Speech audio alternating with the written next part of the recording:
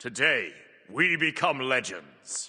Today's Titan Talk had a hotfix nerf for Dazji, questions about the game's full release, matchmaking updates, new Twitch drops, and a whole lot more. So without further ado, let's jump into the recap. First up, a few hotfixes since the last show. Base teleporters only taking you to the tier 2 tower has been fixed. They fixed some crashes that were happening when loading into matches for certain players. Artios 3 not being cancelable in druid form has been fixed. Danzabur's ult has had its volume increased slightly as it could be hard to hear, especially with jungle occlusion. Seeing a banned god when you go to pick in the lobby has been fixed. Sometimes a god would be unavailable to ban because the enemy team had already banned it, but of course you can't see that, and that has been fixed. The recommended tab showing double in the store has been fixed, and finally the Boo Buddy ward was reversed in terms of normal and sentry ward models, so that's been fixed as well. Clumsy also mentioned later in the show that a Dazji aspect nerf is coming that isn't live yet, but it is in the works, where they're nerfing the 2's damage from 100% of basic attack power down to 75% per hit. RTO was mentioned as well, and Hindu Man said they don't have too much data yet, but RTO seems to be performing well, but not too well from their initial impressions of the data. Someone asked if there's a roadmap coming before the end of the year, and Kilgun said probably not. They're currently working on a lot of stuff to get in for the final patch of the year, and they're trying to get a couple of extra aspects in, so there's some stuff to experiment with over the Christmas break. They'll probably do another roadmap when they come back in January. Someone asked about a Smite 2 anniversary event or something like that, and if they'll do anything with that going forward, and Kilgun said maybe, but it's sort of up in the air right now on when that would actually be, since the game was revealed in January 2024, first playable to the public in May 2024, first 24/7 access in August 2024, and obviously free-to-play open beta in January this year. So it's sort of hard to pick a date, but maybe when they full launch the game, that could be the date they use. There was a question about the leaked Kukulkan aspect on the PTS and if it's somewhat final or not, and Hindu said not really, it was just stuff they were experimenting with. If it was final, they likely would have showcased it and put it in the game already. There were likely some things that they didn't love about that aspect and have gone back to the drawing board on. Hey, just jumping in here real quick to once again shield the stream. I'm live as this video goes out both on Twitch and YouTube, grinding some demigod ranked games, trying to push towards deity, so come check out the stream if you want to see me play or have any questions about stuff. But back to the video. Someone asked about CC buffering and if they have any thoughts on its removal so far, and Hindu said it's too early to really say anything definitive, but he generally hasn't seen a huge uproar in the community or anything like that. It doesn't mean it's definitely being removed or definitely coming back, though. They want to run the test for a longer period of time and maybe gather some feedback via surveys and stuff before they make a final decision. Someone asked if Newt's PTS patch will have the next god available after her in an early version, and Kilgun said it's a bit too early to say right now, possibly, and if they go down that route, they'll of course reveal who that will be beforehand. Matchmaking was brought up, and Kilgun said that they have been running some matchmaking experiments behind the scenes, and they might have had a larger impact on certain modes and skill levels, especially arena. It's just some stuff they're experimenting with to gather data at the moment. He also mentioned something interesting, which was that they analyzed some data that was sort of saying that evenly matched close games were actually the worst for player retention, which I guess could make some sense. Close games are more intensive and longer, but also more satisfying overall, so you might want to end on a good match and come back later, rather than getting stomped and revenge queuing, or stomping and queuing another because you're winning so hard. Someone asked about MOTD or match of the day queues, and Hindu said it probably is something they'll look towards in the future, but it's just a matter of spending their limited dev time in the best ways they can right now, and MOTD doesn't really take priority over more core improvements to the game and its main feature game modes. Someone asked if they personally feel like they need all of Smite 1's gods ported over before they call the game fully released or are done with beta, and Kilgun said generally no. Of course they want to get as many gods in as fast as they can, and that's what they are focusing on right now, but they don't think the game needs the entire Smite 1 roster to be called a full release game. There was a question on Mage ports and if they will have to spam mages at some point due to how many are left to port, and Kilgun said generally they have quite a few mages that could come in the place of another class but for that same role, so like Freya, Kronos, Olarun as an ADC, or Maman or Alquang as a jungler, or even something like Zhongqi as a solo laner. So when you take all of those kind of gods that aren't really traditional mid lane mages, the actual amount of true mages left to port becomes a lot more reasonable, but there are still a few more mages left than other classes even with this considered. Based on my personal definitions of what a non-standard mage is, there will be 15 standard mages left with around 10 to 12 of each class currently. With those 5 to 7 non-standard mages taken out and added into other classes, it's actually not too far off. So Someone asked when the Daji recolor will be available in Twitch drops, and Hindu said that all things well, it should be going live on Saturday. He's been having a few issues with it, but ideally that should go live for the weekend. There was a question on why they brought Newt as early as they did, as she wasn't super popular in Smite 1, and Kukulkan said it was sort of a mix of things. She wasn't mega unpopular or anything, but she also has a bit of novelty that some other ports might not, due to players not having a lot of time to experiment with her in Smite 1. And she also has a bit more of a unique take on a hunter design that isn't found in the same way on another character that's already in Smite 2. Newt was also a little easier on the art department because her model and FX is very much more modern and doesn't need as much touch-up work during the porting process. RTO was a fairly difficult god for the art department due to having 2 models and 6 abilities that all need FX work, so having an easier one like Newt right afterwards just kind of worked well for their internal calendar. But that's everything discussed on today's show. Don't forget to drop a like before you leave and subscribe if you enjoyed so you don't miss my future recaps, and I'll catch you guys for another one later on.